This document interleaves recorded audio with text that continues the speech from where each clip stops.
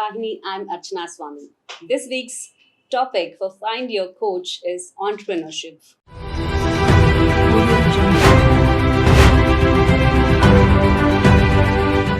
In today's conversation, let's explore the NSR Cell's approach, the impact they have on Bangalore startup community, and also the invaluable lessons they offer aspiring entrepreneurs.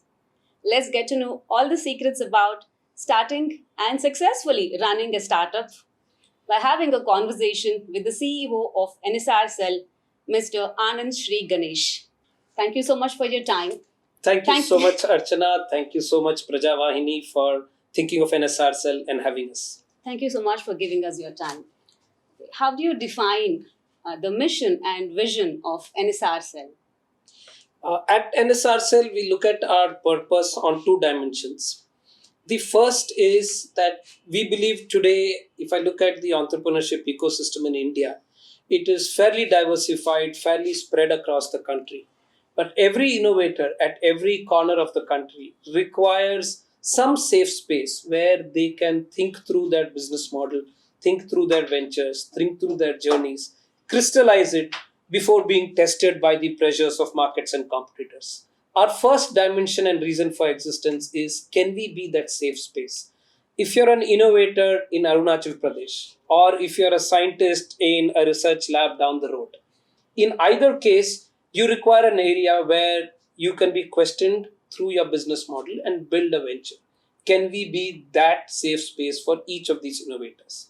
The second dimension is, if you look at the Indian ecosystem, there are many clusters in the Indian entrepreneurship ecosystem which are fairly well evolved. For example, if you think of platform business models or mobile businesses, consumer internet, SaaS products, very well evolved ecosystems, which means knowledge networks are strong, funding networks are strong, policies are reasonably well defined, acceptance of innovation is reasonably prevalent.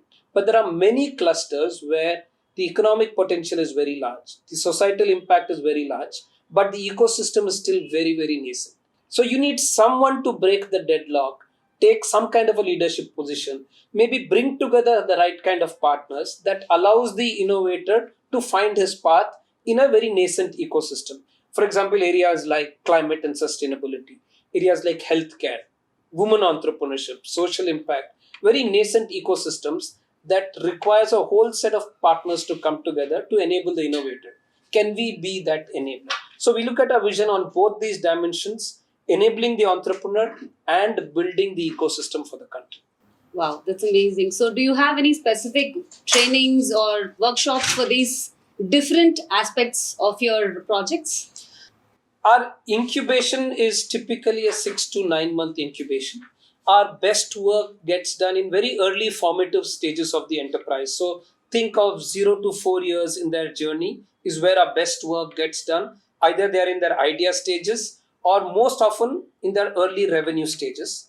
And that's when they require the best kind of foundational input to build and scale up their ventures. Our work is, imagine it as a 4-layered cake, which is what we call the NSR Cell stack. The foundation is methods, frameworks, case studies, a lot of peer learning on the fundamentals of entrepreneurship. We focus dominantly on the entrepreneurial layers of the venture. We understand there are two other dimensions, which is science and technology and funding. The layer that we focus on at core is the entrepreneurial grammar and the entrepreneurial mindsets of the venture. This method and framework typically accounts for about 60-70% of the time we spend with the founder. Our instructors are ideally seasoned entrepreneurs or corporate veterans. This then gets translated to context with our second layer, which is an exhaustive set of mentors, both subject matter experts and industry experts, that help contextualize and personalize specific nuances, requirements, journeys of each of the ventures. The third level is an exhaustive set of corporate and science and technology partnerships. I spoke about the second vertex of incubation, which is science and technology, and we enable our partner networks to complement this. So as the ventures are scaling their business model, they also need technical validation, prototyping, certification, probably market testing, early customer validation. And our partner networks enable this very strongly for the founders. The final layer is a funding layer. As the ventures mature through incubation, when we believe they are reasonably ready to access institutional funding, we expose them to a very wide range of institutional funding partners to enable them with capital raise. So these four layers form the basis of our incubation journey. So you pretty much told about the needs of the startup. So what are the challenges? Like which stage is more challenging? If you would ask an entrepreneur, every morning you wake up is a challenge and an opportunity. Different ventures face different kinds of priorities in their early stages. Strong tech-enabled ventures very often balance commercialization of early prototype in meaningful manner. So it's a combination of product engineering roadmaps and fundraising that is a challenge for them. Ventures who are operating, let's say, in consumer domains, have a challenge of rapid customer adoption and scaling, which is so their sales and marketing, their go-to-market. Typically, enterprise SaaS also faces similar problems. Quick customer adoption and validation of initial architecture is a priority for them. Most tech ventures often have a priority of capability building, whether it's internal team and talent or partner networks through which they can either handle the supply side or demand side of their product roadmaps. It's a combination of a set of operational readiness factors that a founder is seized with. We have seen online, it shows all the details to qualify, but is there any specific requirement that you would see to qualify and again onboard them onto your incubation program? At NSR Cell, one of our core values is what we call the founder first, in the sense that we believe that for a venture to successfully create impact and scale, the core of the proposition is the founding team. The venture itself will go through its ups and downs and sine curves. The market, competitors, technologies, customers, policy will shape journeys and go through their ups and downs and pivots. But if the founding team is robust and is willing to go through that entrepreneurial journey, most other things downstream gets taken care of. In fact, the largest cause for early stage mortality, while popular says it is funding and fundraising, the dominant reason for early stage venture mortality is product market fit. You're not able to quickly figure which value proposition meets the demand of which market in a meaningfully profitable manner. And that changes the dynamics of mortality significantly. Which means what we focus on, which was your question, is what do we look at when we select a venture for incubation? 70% of the time we're looking at founding team strength, which is first, have they done enough homework? You've got an idea, the most brilliant idea one could have thought of. Have you sweated the idea enough? Have you gone and met customers, looked at competitors, looked at prevalent technologies, looked at complementary adjacencies? Have you sweat the idea enough? The second is, as a founder, do you have a reasonable understanding of the journey? The journey is non-linear. Again, Popular Plus grammarizes entrepreneurship. There is this page 3 thing of being an entrepreneur and raising funds. And we very quickly strip that away. Does an entrepreneur know that building a company is not about page 3? It's about a lot of blood, sweat and tears. And if they are passionate about that journey, it's very critical for us. So for us, the founder mindsets, their willingness to stay the course, their ability to have sweat these problem statements, and the willingness to be, we call it mentorability, which is a surrogate for knowing that the journey is non-linear. Are you comfortable with change? Are you comfortable with ambiguity, which means if the market demands a different dimension, can you tweak the product? Can you tweak the business model? Can you tweak your sales model? Are you comfortable not being completely headstrong about the passion that you have? Is the dominant set of, let me say, characteristics that we look for when we look for a founding team for incubation. Which means we're not looking at the venture so much. We're not looking at the business idea or its revenue potential or its fundraising potential as much as we're looking at, will this founding team build a great company? Everything else gets taken care of. So is that for anybody? Because people in Bangalore, probably it's easier for them to reach out.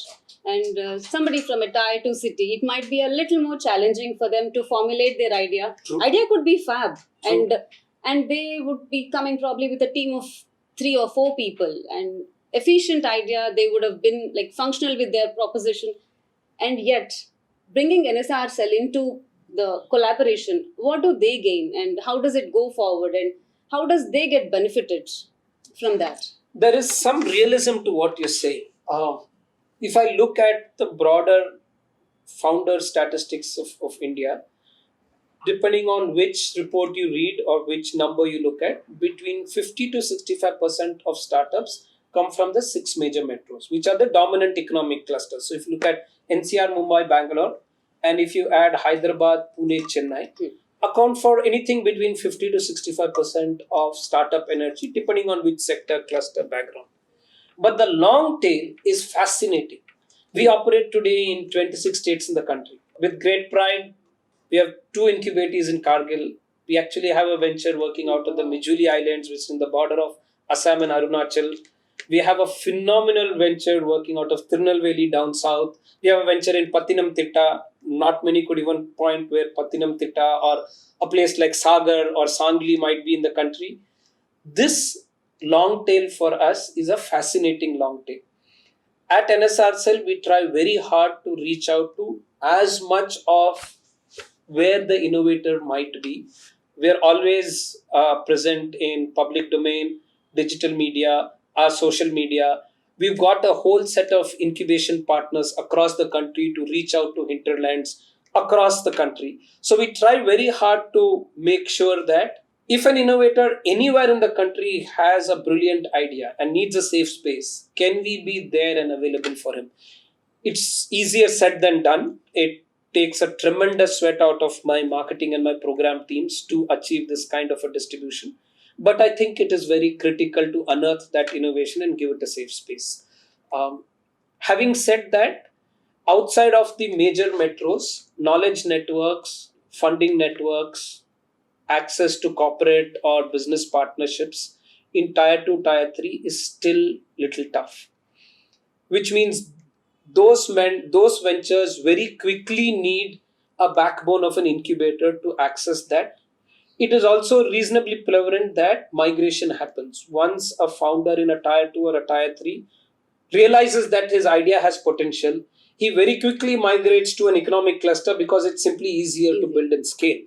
For example, talent availability in tech and deep tech in Bangalore is just simply easier than anywhere else in most pockets of the country. So that talent migration does happen. In my opinion, by the way, that's a very good thing because it enables survival, it enables scale, and it's still within a broader economy of the country. And I think both identifying innovation and if that innovation has to tap into economic clusters to scale, enabling that are both good things. No, it's great what you're saying, but having so many centers, so many incubators across the country gives a large scope for all these tier 2 and tier 3 cities to reach out and exponentially grow. Otherwise, probably it takes them another decade to reach out and it definitely grow. Does. There are about, as of I think end of June, 1017 incubators in the country that is tracked by I think IIT Madras Research. Many of them in engineering colleges, academic institutions, and quite a few of those incubators are very passionate about creating innovation impact. If you look at the new generation IITs, the new generation IIMs, some of the NITs in the country, and the kind of incubation energy they have, it's extremely exciting. I think there is an opportunity to create scale. We're probably at early stages of that tipping point. As this gets more momentum, I think that energy will further get unleashed. When you have changed the landscape of startup ecosystem on a whole, but as you're saying, it's exciting to just be a part of this era. Yes, it is. So what kind of mentorship is provided to your startup? Like, is it just the mentorship of how their idea can be enhanced, or is it also the states later which follows funding and investment, and how does it? So for us, mentorship is on two dimensions. The first dimension, which is more structural, is what we call anchor mentors. Anchor mentors are essentially a strategic mirror to the founder, which is ensure that the founding team gets asked very difficult questions, like mirror to the founding team, which means every decision that they make, they think through the consequences. There is risk and there is ambiguity in any decision that a founding starter makes. but a mentor makes sure that they are reasonably aware of the consequences of any decision they make, which could be, do I need a co-founder? Do I need to open my office in Karol Bagh or Koramangala? Do I need to expand internationally today or 1 year later? Do I need to be raising seed funding now, or I'm reasonably comfortable bootstrap? So any of these tactical or strategic decisions require some degree of thinking through. And the first responsibility of an anchor mentor is to ensure the founding team has thought through each one of these notes and then implements with reasonable rigor. The second dimension is contextual expertise.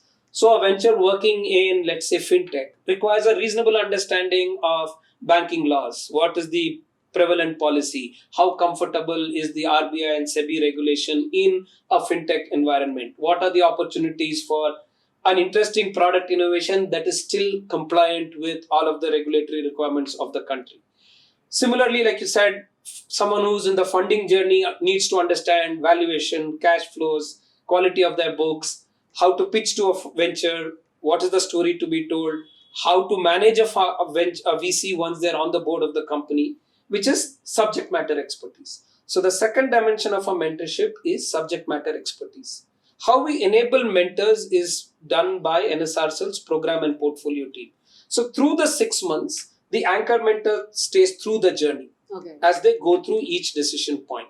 The program team and portfolio managers, along with the anchor mentor, decide which subject matter expert needs to be brought in for which venture at what point in time.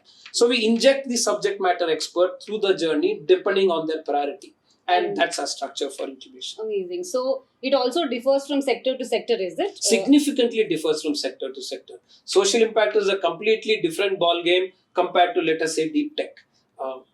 Which is why the portfolio managers are deeply personalized to every venture's context.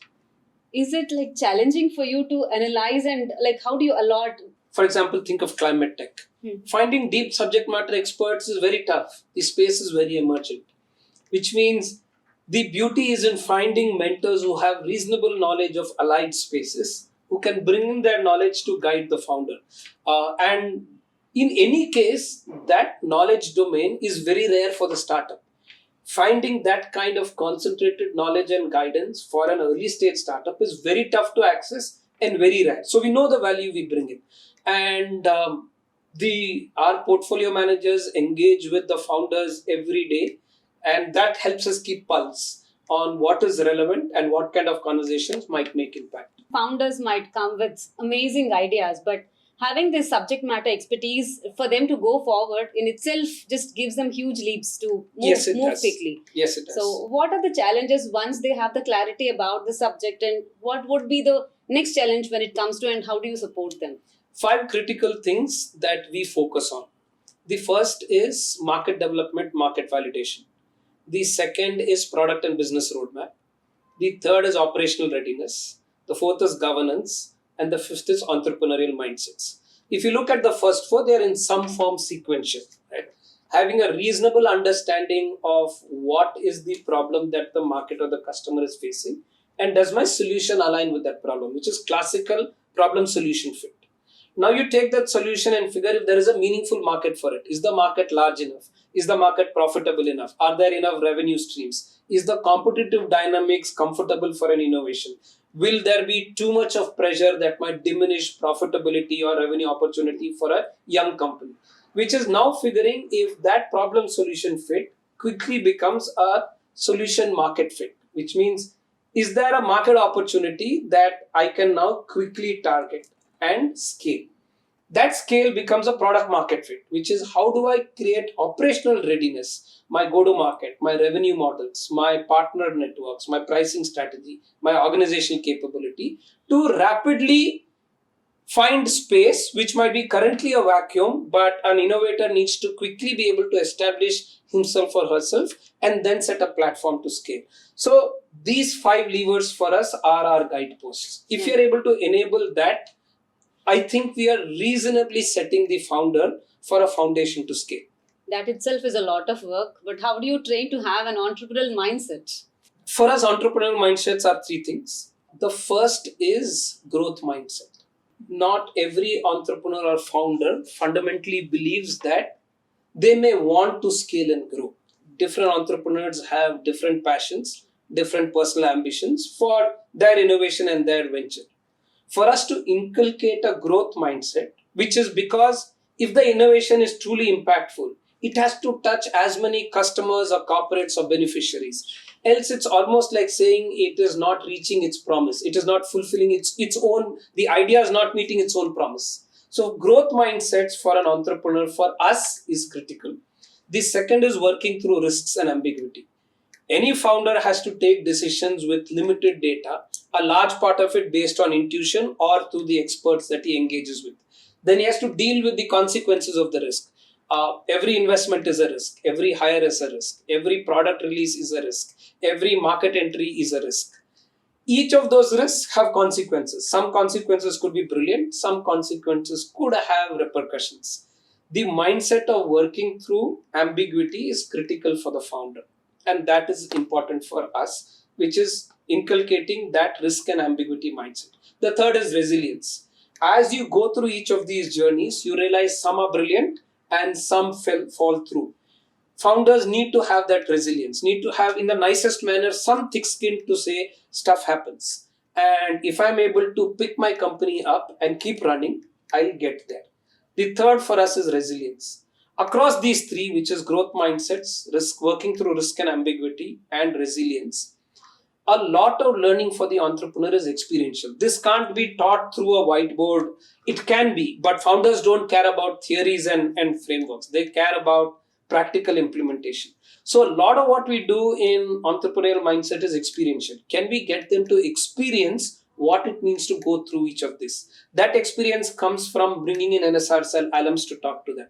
A lot of peer learning. Over half of the incubation experience is peer learning.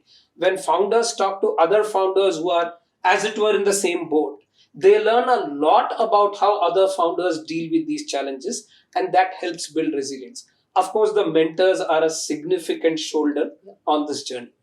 I, in fact, wanted to ask you, what role does alumni play in bringing these synergies together, and also in the networking and the industry connects? So, does that also help? For us, alumni, the first thing that alumni do at NSRCL is give back. Okay. They come back, they are comfortable being mentors, sharing their experience, sharing their network with younger entrepreneurs within the NSRCL environment. The second is a lot of our alums are markets in and of themselves. If I'm an NSRCL incubator and I have this product and I need to test market it, the safest place to test market it is with another alum and say, listen, I'm an incubator, which means you know the DNA that I come from. I have built this product, it needs to be tested. Do you mind testing it for me? I'm opening up an office in Calcutta. Can you help me with space? I want to interview a CTO. I don't come from a tech background. Can you interview for me? And alums are very often the excellent trusted source for each of these. So they almost complement an early stage founding team's gap. And that, I think, is a powerful asset. As you previously said, like the Albert Einstein's quote, if I'm taking it right, knowledge always comes through experience. So, how has your experience been guiding so many people and training some bright minds of the country? And how are you kind of reinventing or learning through the process? I think that what you said about reinventing is very critical for us. Entrepreneurship is a science, but as I keep saying, it is not a deterministic science. It is not a science where I can draw an equation and say you do X and Y and Z will happen. It's not a deterministic science. It's an empirical science. It's also a probabilistic science. If you do X and Y, the chances that Z will happen is higher if you do it in this order or sequence or method, right? So very often bringing in that empirical knowledge is important for an incubator. The other thing about entrepreneurship as a science, especially in the last 5-7 years, is of course the global ecosystem in entrepreneurship has dramatically changed. The science of entrepreneurship has also dominantly evolved, especially thinking around the cognitive behaviors of an entrepreneur, the value of community networks, the impact of early versus late stage fundraising, the value of bootstrapping. There are so many dimensions of entrepreneurial sciences which are emerging. And for us, we need to be at the bleeding edge of that science. The incubation methodology that was valid July 2023 may not be valid July 2024. And for us to be at the bleeding edge of the science is very important, because then that is relevancy to today's entrepreneur and not yesterday's entrepreneur. We try very hard. We are blessed that we are within an IIM Bangalore environment, and the IIM Bangalore area faculty in entrepreneurship are deeply embedded within the NSR cell work itself. So they bring in a lot of bleeding edge thinking that we try to translate to practical. So that is emerging theory in entrepreneurship. We try to translate it into practical application. That makes a difference. That makes a difference to the impact we deliver to the founder.